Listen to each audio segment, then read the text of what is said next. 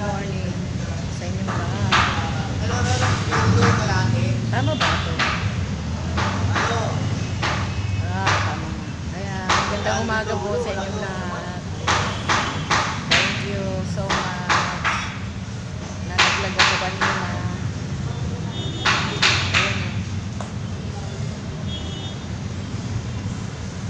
Masama na naman ang ating panahon. Ayan. Masama po ang ating panahon ngayon. Meron tayong LPA ngayon.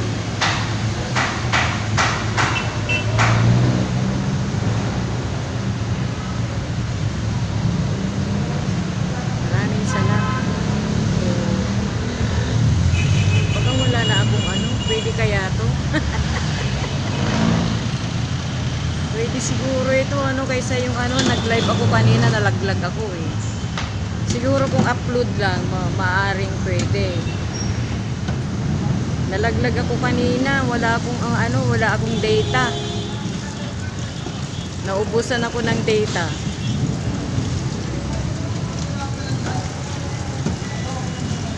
Ayan siya oh.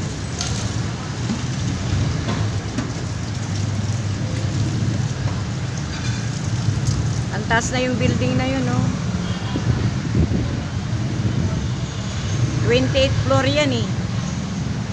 28th floor po yan, yung building na yan. Ayan. Nakikita po ninyo yung 28.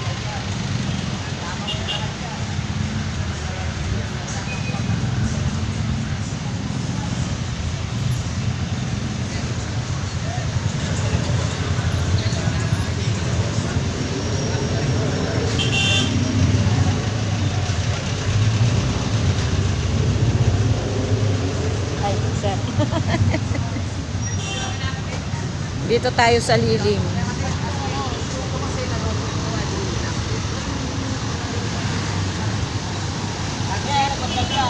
Oh.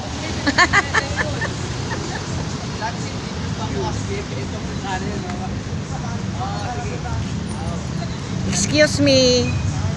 Po. Ang mga kabataan ngayon, wala nang po. Excuse me, ganun lang. Narinig nyo naman, walang po. Wala na yung po at opo sa panahon na to.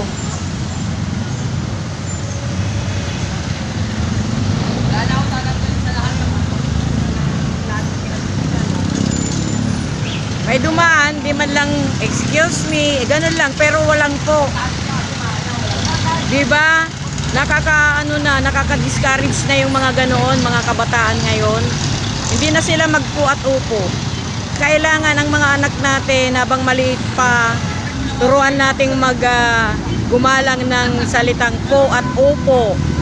Kasi kung ikaw na magulang na pinapakita mo na walang po at upo yung anak mo, siyempre tutularan ka nila, kailangan matuto silang gumalang sa mga matatanda.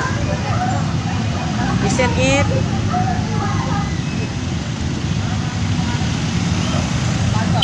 Ayan ngayon, ayan ang dami ngayon, Merkulis kasi kaya ang daming tao, ayan oh.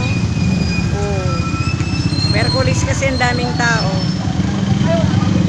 Ayan. Dito na lang ako sa sa harapan ng palengke. Hindi na ako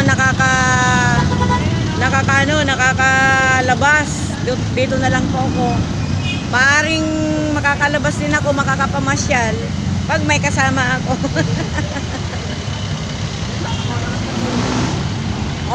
See you my next video. Please subscribe, like, lalo na po sa mga kasamahan natin. Ingat-ingat po kayo dyan, lalo na sa panahon na to. Bye!